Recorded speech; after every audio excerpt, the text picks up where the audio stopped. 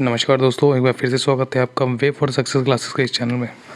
दोस्तों, जैसा कि आप सभी जानते हैं कि यूपीएससी द्वारा एक नए फॉर्म जो यूपीएससी सीएपीएफ का है वो निकाल दिया गया है और जिसका फॉर्म फिलिंग का डेट 5 मार्च से है। ठीक है, 5 मार्च से लेकर आप 25 मार्च तक इसका फॉर्म फिल कर सकते हैं। तो जो लोग भी अपना फॉर्म भरना चाहते हैं वो पूरी नोटिफिकेशन को देखें अच्छे से। मैं पूरी जानकारी दूंगा आपको इस वीडियो में, और क्या क्या आपको कैसे फॉर्म भरना है, कैसे नहीं भरना है, वो सब कुछ बताऊंगा। और नेक्स्ट वीडियो में स्टेप वाइज आपको फॉर्म फिल करके भी दिखाऊंगा कैसे आपको फॉर्म फिल करना है, ताकि आप कोई भी गलती ना करें। तो देखिए, पहले नोटिफिकेशन पढ़ते हैं। तो देखिए, candidates to ensure their eligibility for the examination, जो कैंडिडेट हैं, ठीक है, applying for the examination should ensure that they fulfil eligibility, मतलब जो कैंडिडेट हैं वो एलिजिबल हैं कि नहीं है। एलिजिबिलिटी का मतलब यहाँ है कि आपने ग्रेजुएशन कर ली हो। ठीक, आपका ग्रेजुएशन यहाँ कंप्लीटेड मांगता है, एपरिंग नहीं मांगता है कि आपने ग्रेजुएशन की हो किसी भी स्ट्रीम में, किसी भी यूनिवर्सिटी से, ठीक है, रिकॉग्नाइज यूनिवर्सिटी से। फिर how to apply, candidates apply कैसे करेंगे, तो आपको ओनली ऑनलाइन मोड में अप्लाई करना है। ठीक है, ओनली ऑनलाइन मोड में ही अप्लाई करना है। उसके बाद वेबसाइट पे कौन सी, upsc.online.gov.in पे करना है। और जो कैंडिडेट फर्स्ट टाइम अप्लाई कर रहे हैं यूपीएससी की वेबसाइट पे, उनको क्या करना होगा, वन टाइम रजिस्ट्रेशन बनाना होगा प्लेटफॉर्म पे। ठीक है, वन टाइम रजिस्ट्रेशन यूपीएससी की वेबसाइट पे बनाना होगा, जो मैं आपको बता दूंगा किस तरीके से बनाना है। इससे पहले वीडियोज़ भी पड़ी हमारी, उस पर आपका पड़ा हुआ है कैसे वन टाइम रजिस्ट्रेशन आपका बनाते हैं।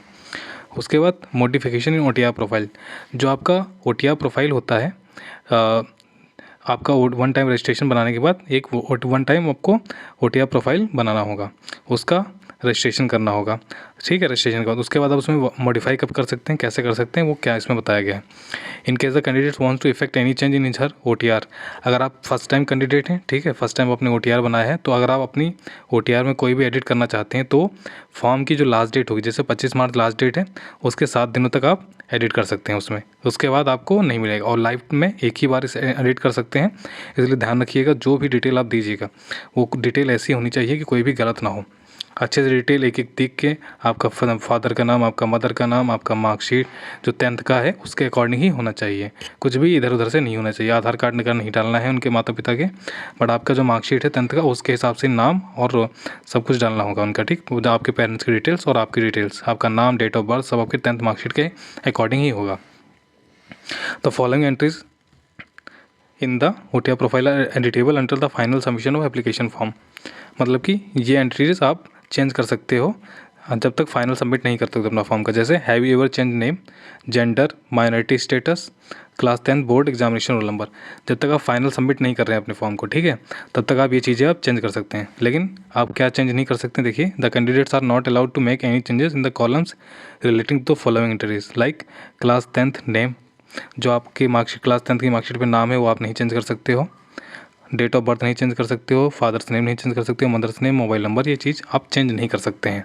जैसे अभी यूपीएससी का फॉर्म आया था उसमें भी इस तरीके से चीज़ें दी हुई थी, यूपीएससी सिविल सर्विस के लिए जो आया था वो। बाकी ये जो सीएपीएफ का है उसमें भी ये चीज़ें दी गई हैं। बाकी आगे देखते हैं हम। देखिए, if a candidate has lost his her registered number, ठीक है, अगर किसी कैंडिडेट का रजिस्टर्ड नंबर चला गया है तो क्या करेगा, access to his registered mobile number, तो वो क्या कर सकता है, आप चेंजेस के लिए अप्लाई कर सकता है ओटीपी पे। जैसे इफ कैंडिडेट से loss access to his registered mobile number but he has the access to registered email ID, अगर आपके पास ईमेल आईडी है और मोबाइल नंबर खो गया है तो अपनी ईमेल आईडी लगाकर उस पर ओटीपी ले सकते हैं और अपना मोबाइल नंबर चेंज कर सकते हैं। ऐसे ही अगर किसी का मोबाइल नंबर, किसी का ईमेल आईडी खो गया है लेकिन उसके पास मोबाइल नंबर है, तो मोबाइल नंबर डाल के ओटीपी प्राप्त कर सकता है और अपना ईमेल आईडी को चेंज कर सकता है। ये यूपीएससी ने एक सुविधा दी हुई है, ठीक है। उसके बाद ये इफ़ अ कैंडिडेट रिपोज डेट, अगर किसी कैंडिडेट का ऐसा है कि उसको मोबाइल नंबर और ईमेल आईडी दोनों खो गया है, तो जो यूपीएससी है, ठीक है, जो उसकी वेबसाइट पे जाएंगे, ये उसका ईमेल आईडी है OTR/UPSC@government.in, ये वाला जो है उस पर जाके आप अपनी ये डिटेल्स देंगे, आपका matriculation certificate, Aadhaar, PAN card, recent passport size photograph और under size undertaking prescribe format, एक अपेंडिक्स 6 और 7 होगा, उसमें एक फॉर्मेट होगा प्रिस्क्राइब फॉर्मेट, उसमें आपको अंडरटेकिंग लेनी होगी कि हाँ, आपका मोबाइल नंबर और ईमेल आईडी दोनों खो चुका है और आपने ईमेल भेजा है। ये उन कैंडिडेट के लिए है जिन्होंने ओटीआर अपना पहले से बना रखा है, उनके लिए नहीं, जो न्यू कैंडिडेट है जिनका ओटीआर पहले से बना है लेकिन वो खो गया, इसके लिए, ठीक। तो आप उनको ईमेल करेंगे और वो आपका डिटेल्स आपको चेंज करने के लिए अलाउ कर देंगे, ठीक है। नेक्स्ट देखते हैं, in case candidate name has change and there is a mismatch with the name given in his matriculation और higher education certificate, the candidate is required to submit a gazette notification to date effect. मतलब कि क्या कहा गया है कि अगर candidate का नाम बदला गया है, ठीक है, मिसमैच है, उसका टेंथ में नाम कुछ और था, उसके बाद ग्रेजुएशन वगैरह और ट्वेल्थ के साथ मार्कशीट में अलग है, तो उसको एक गेजेटेड नोटिफिकेशन अपलोड करना होगा कि आपका नाम चेंज किया गया है। However if the gazette notification is not available, अगर कोई फॉर्म भर रहा है अभी, ठीक, उसके बाद गेजेट नोटिफिकेशन नहीं है तो बाद में भी दे सकता है रिजल्ट डिक्लेरेशन के बाद, ठीक है। They may upload the copy of the same during the window which will be made available to the candidates after the declaration of the result. वो रिटर्न जो रिटर्न पार्ट का रिजल्ट है उसके declaration के बाद आप अपलोड कर सकते हैं। और किसी के पास अगर मास्टर डिग्री है, किसी ने अभी ग्रेजुएशन किया है उसके बाद मास्टर डिग्री करी है और दोनों में सब्जेक्ट सेम है तो इंटीग्रेटेड कर सकता है। और जो भी उन्होंने एंट्रीज भरी हैं, ठीक है, उनको आप क्या करिएगा, अच्छे से एंट्रीज अपनी देख लीजिएगा सर क्या क्या आपने भरा है, उसके बाद ही आप फॉर्म को फाइल में सबमिट करिएगा, क्योंकि फिर चेंज करने में बहुत प्रॉब्लम्स आती हैं और बच्चे फंस जाते हैं उसमें। मॉडिफिकेशन एप्लीकेशन फॉर्म, जो आप एप्लीकेशन फॉर्म भरेंगे उसमें मॉडिफिकेशन आप कब कर सकते हैं, तो मॉडिफिकेशन आप 26 मार्च से लेकर 1 अप्रैल 2025 तक कर सकते हैं। आपको 7 दिनों का टाइम मिलेगा आपका एप्लीकेशन फॉर्म में मॉडिफिकेशन करने के लिए, ठीक है। अब क्या है, withdrawal of the candidates will not be allowed to withdraw their application after submission. आपका जो विड्रॉल है वो आप अपना फाइनल सबमिशन के बाद अपना एप्लीकेशन विड्रॉ नहीं कर सकते हैं। उसके बाद candidate should have details of 1 photo ID card. आपके पास क्या है, एक फ़ोटो ID कार्ड की डिटेल होनी चाहिए, चाहे वो आपका आधार कार्ड हो, चाहे पैन कार्ड हो, पासपोर्ट, ड्राइविंग लाइसेंस या photo ID card issued by the government of India, ठीक है। स्टेट सेंट्रल गवर्नमेंट के द्वारा आपको एक फ़ोटो ID कार्ड होनी चाहिए, ठीक, ये समझ गए। बाकी लास्ट डेट क्या है, last date for submission of application form is 25 March, मतलब 25 मार्च को 6 बजे तक अपना फॉर्म भर सकते हैं। और पहली बात आप लोग क्या करिएगा, देरी मत करिए, ठीक है, आज ही कल में फॉर्म भर दीजिए ताकि आपको सेंटर आपके पास का मिल जाए। अगर जितना देरी करेंगे उतना ज़्यादा क्या होगा, जो आपका जो एग्जामिनेशन सेंटर होगा वो आपके आसपास का नहीं मिलेगा और आपको कहीं और पेपर देने जाना पड़ेगा, ठीक। उसके बाद the eligible candidate shall be issued an e admit card. जो एलिजिबल कैंडिडेट होंगे उनको एडमिट कार्ड तो होगा, ठीक है, एडमिट कार्ड आएगा उसी से आप एग्जाम देने जाएंगे। फिर penalty for wrong answer, negative candidate should note that there will be penalty negative marking for wrong answers marked by candidate. आपकी नेगेटिव मार्किंग होगी, इन्होंने बता रखा है, ये तो मतलब सभी में होता है नॉर्मली, कोई बताने की ज़्यादा ज़रूरत है नहीं, लेकिन बता रखा है। अब वो MR सीट भरने के लिए कहा है तो MR सीट तो सभी भर ही लेते हैं, कोई दिक्कत नहीं है वैसा। Special instruction, candidates are advise to read carefully special instruction to the candidate for conventional type test. जो कन्वेंशनल टाइप टेस्ट होगा उसके लिए आपको बताया गया है, ठीक।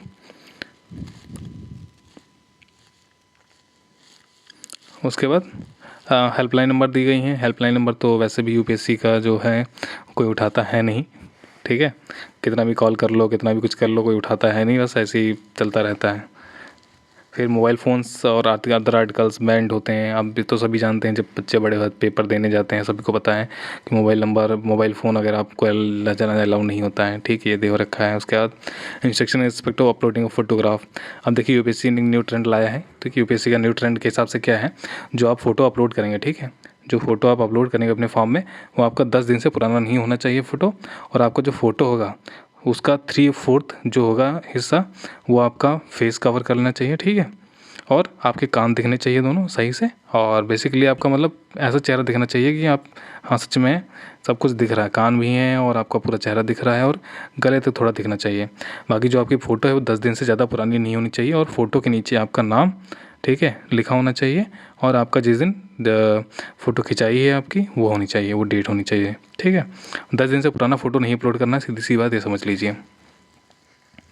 उसके बाद क्या है, candidate should reach the venue of the examination. आप तो पता ही है भाई, सभी लोगों को पहले ही पहुंचना है, 30 मिनट पहले पहुंचना होता है पेपर से पहले, ताकि आप टाइमली पहुंच जाएं और टाइमली आपका पेपर हो जाए।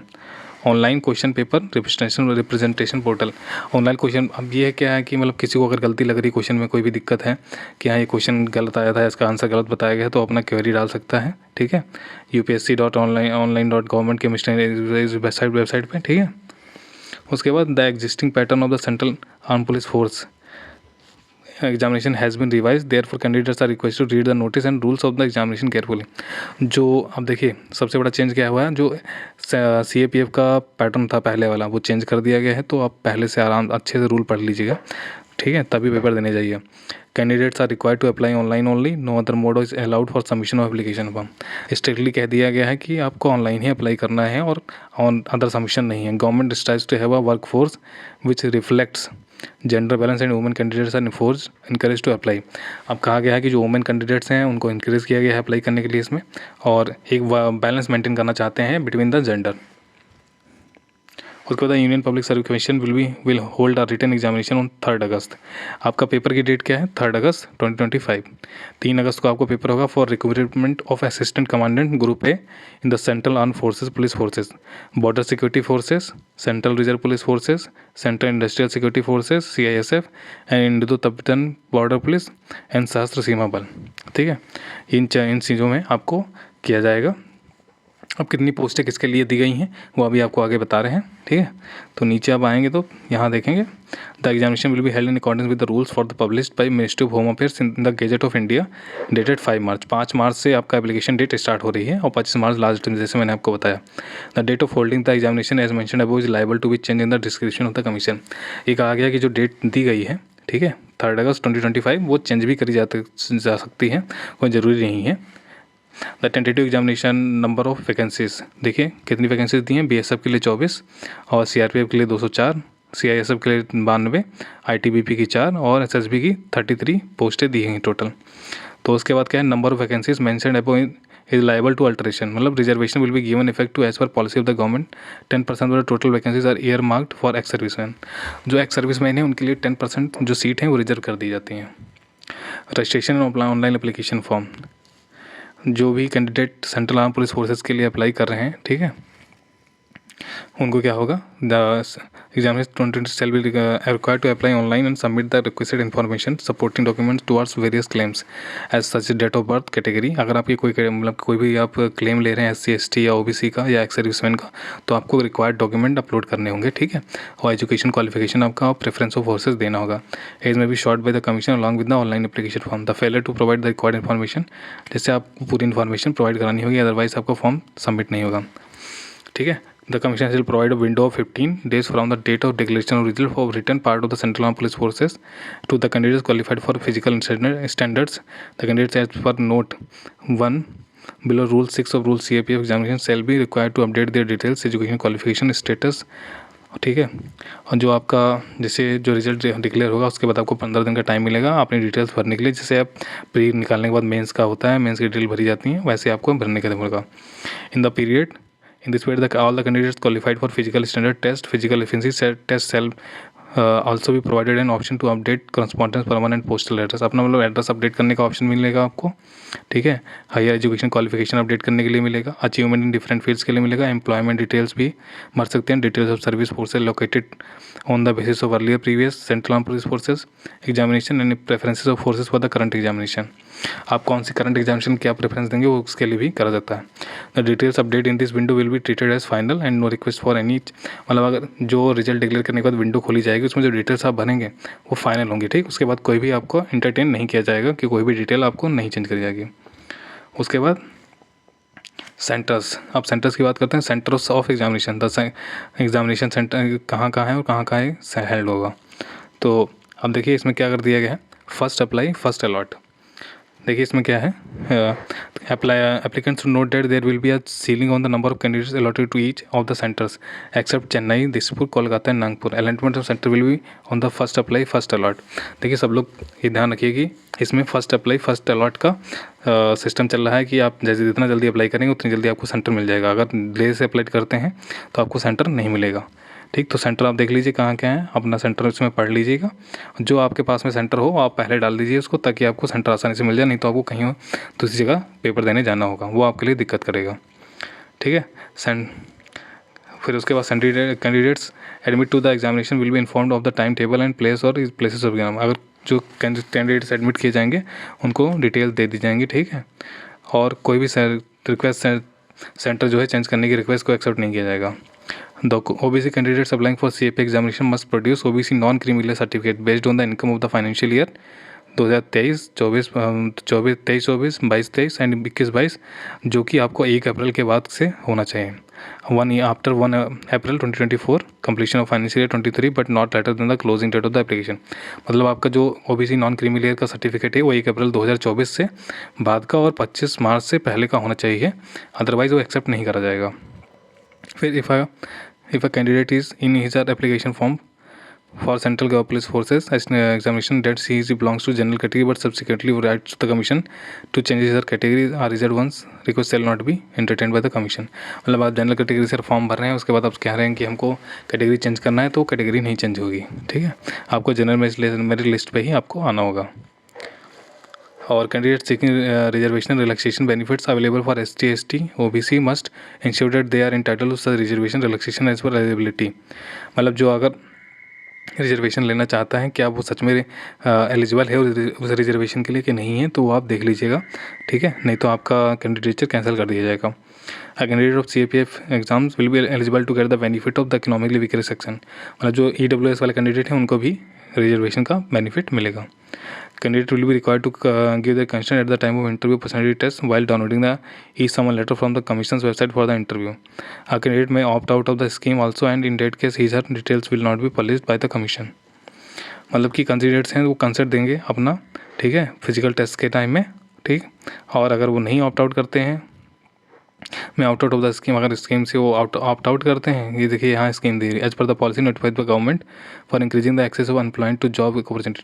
मतलब ये कहा गया सीधे सीधे कि हाँ, अगर मतलब जो अपनी डिटेल्स भर रहे हैं, आप अपने अगर एग्जाम क्वालिफाई कर लें, ठीक है, तो आपकी जो डिटेल्स हैं क्या आप वो दूसरे ऑर्गेनाइजेशन को प्रोवाइड करना चाहते हैं कि नहीं करना चाहते हैं। अगर करना चाहते हैं तो आप येस कर दीजिएगा, ठीक है। अगर आपने अभी येस कर दिया, बाद में आप नो करना चाहते हैं, तो इंटरव्यू जो फिजिकल टेस्ट है उससे पहले आपको जो विंडो खुलेगा उसमें आप नो कर सकते हैं, ठीक है, कोई दिक्कत नहीं है। फिर एलिजिबिलिटी कंडीशन क्या है आपके, Indian national, no person who is not a citizen of India. मतलब कोई भी ऐसा पर्सन है जो इंडियन सिटीजन नहीं है, वो नहीं होगा, ठीक है, वो उसको नहीं लिया जाएगा। Consider of the central government sign in writing is be appointed और employed under these rules provided nothing content in these rules shall depart the appointment enrolment और employment of the subject Nepal Bhutan under these rule. मतलब नेपाल और भूटान के लोग apply कर सकते हैं। अब both male and female and candidates are eligible, ठीक है। एज लिमिट्स क्या है, a candidate must have attained the age of 20 years and must not have attained the age of 25। मतलब 20 से 20, minimum age 20 and maximum age 25 years on 1 August 2025 and he she must have been born not earlier than 2 August 2000। मतलब 2 अगस्त सन 2000 से पहले से उस born ना हुआ हो और नॉट लेटर देन 1 अगस्त 2000, मतलब 2 अगस्त 2000 से पहले का ना हो और 1 अगस्त 2005 से पहले का ना हो। Up to a maximum of 5 years if a candidate belong to a scheduled caste or a scheduled tribe, up to a maximum of 3 years in a case candidate of belonging to other backward classes। जो age relaxation है, अपर age relaxation, वो SC ST category जो है, ठीक है, वो 5 साल का मिलेगा, और जो OBC कैटेगरी है उसको 3 साल का अपर एज रिलैक्सेशन मिलेगा, ठीक है। Up to 5 years of for civilian central government servants. अगर कोई सिविलियन सेंट्रल गवर्नमेंट सर्वेंट है तो उसको 5 साल का भी आपका रिलैक्सेशन मिलेगा। However the total relaxation claimed on account of government service will be limited to 5 years। 5 साल का ही आपको टोटल मिलेगा, ठीक है, एज रिलैक्सेशन। उसके बाद candidate belong to scheduled caste and scheduled tribes and the other backward class who are also covered under any other class और para. अगर मतलब कोई एक्स सर्विसमैन है, कोई FSC SC है, तो उसको will be eligible for grant of community age relaxation under both categories. मतलब उसको दोनों का मिला के एज रिलैक्सेशन मिलेगा, अगर वो किसी कैटेगरी से भी है और एक्स सर्विसमैन भी है।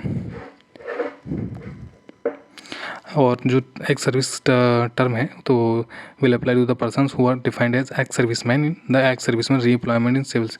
वो एक्स सर्विस के अलग से कैटेगरी वो दिखाएगी। Provided man selection process takes more than 1 year from the last year. उसके बाद सिविलियन गवर्नमेंट है, provided up the age limits prescribed in case no relax. जो आपका डेट ऑफ बर्थ है वो कौन सा एक्सेप्ट किया जाएगा, और जो आपकी मेट्रिकुलेशन सर्टिफिकेट है ये तो school leaving, secondary school leaving certificate में दी गई है, ठीक है, by an Indian university is equivalent to matriculation. उसके बाद candidate should also note that once date of birth has been submitted by them in the application form and entered in records of the commission for the purpose of admission to examination no change. मतलब एक बार अगर date of birth आपने डाल दी, ठीक है, तो वो change नहीं होगी दोबारा, ये ध्यान में रखिएगा। इसलिए आपको ये चीज़ चीज़ें अच्छे से भरनी है, डेट ऑफ बर्थ वगैरह अपनी। फिर minimum education qualification, a candidate must hold a bachelor degree of a university incorporated by an act of central और स्टेट लेजिस्लेचर इन इंडिया। मतलब आपको एक बैचलर डिग्री होल्ड करनी होगी, ठीक है। लेकिन candidate who appeared at an examination the passing of which would render them education qualified for the commission examination but have not been informed of the result as also the candidate who intended to appear at such qualifying examination in the year India will so eligible for admission.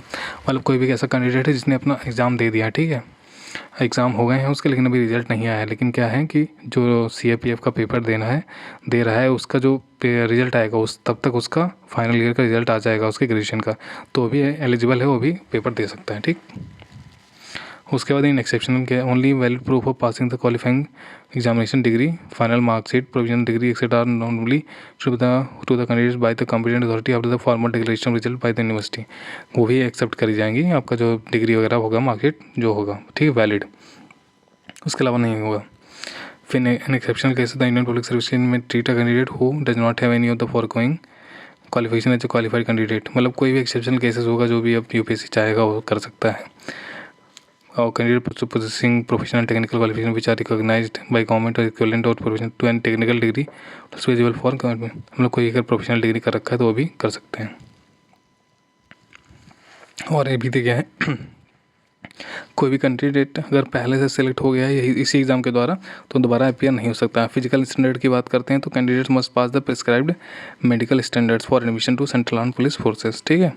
फिर अगर कोई NCC BOC certificate तो कर सकता है।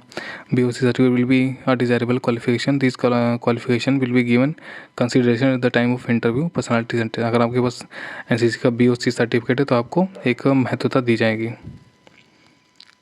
उसके बाद फ़ी के बारे में कहता है तो आपको फ़ी क्या ऑनलाइन सबमिट करनी होगी, ठीक है। जो SC female SC ST candidates हैं वो तो उनको फ़ीस जमा नहीं करनी है। बाकी जो कैंडिडेट जिनको फ़ीस सबमिट करनी है 200 रुपये फ़ीस है OBC और जनरल के लिए, ठीक, जो कि 24 तारीख तक आपको जमा करनी होगी। आप केस के द्वारा कर सकते हैं, बाकी आप ऑनलाइन पेमेंट करें तो ज़्यादा बेहतर है। Fees once paid will not be refunded, जो आप एक बार फीस देती हो तो नहीं होगा रिकमेंड, वो तो है।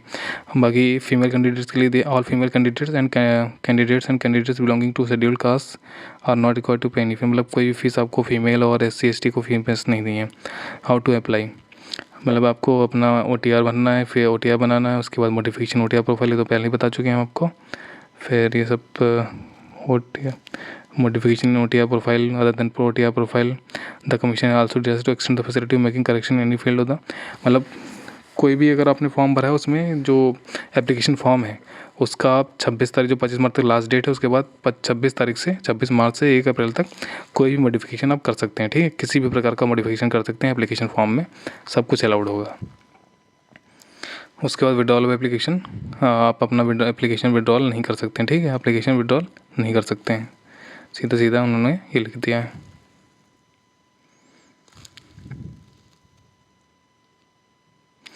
Candidates are required to submit, मतलब कि आपको हार्ड कॉपी सबमिट नहीं की। The candidates applying for the examination should ensure that they will fulfil the eligibility condition physical, मतलब इसमें ये दे रखा है कि वही जो कैंडिडेट अप्लाई कर रहे हैं उनको आप पूरा जो एलिजिबिलिटी कंडीशन पूरा फुलफिल करना चाहिए। आप चाहे वो डिग्री से लेकर हो, चाहे आपका फिजिकल स्टैंडर्ड हो, सब कुछ आपको करना होगा।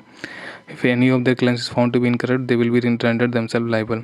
अगर आपको कोई भी क्लेम जो है वो गलत पाया जाता है तो आपको सज़ा मिलेगी।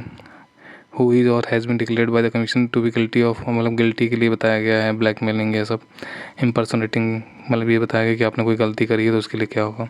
लास्ट डेट क्या है 25 मार्च है अप्लाई करने की, ठीक है, याद रखिएगा 25 मार्च लास्ट डेट है अप्लाई करने की। The candidate will not be allowed to withdraw their application after the submission correspondent with the commission.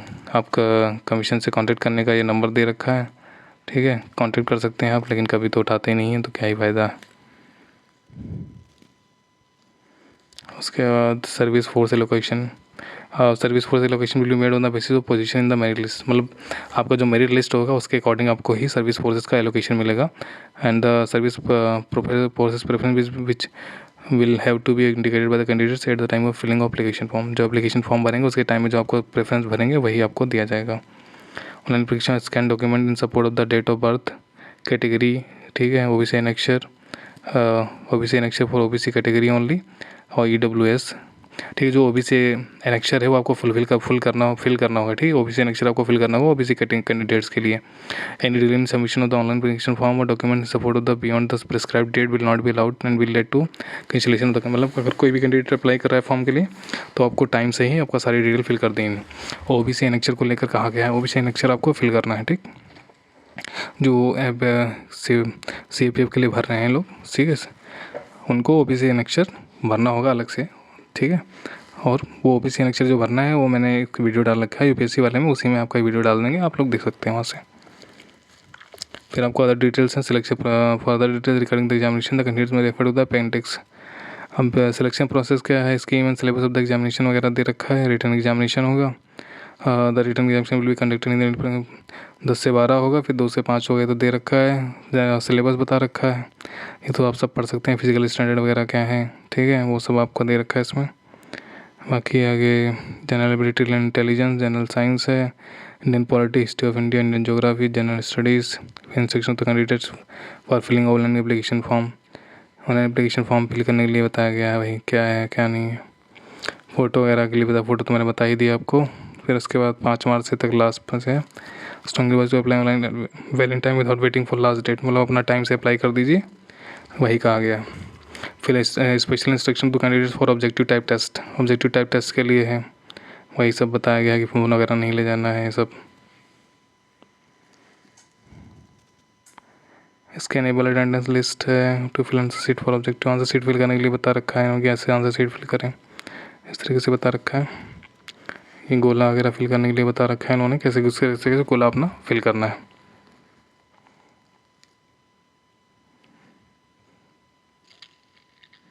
Physical standard वगैरह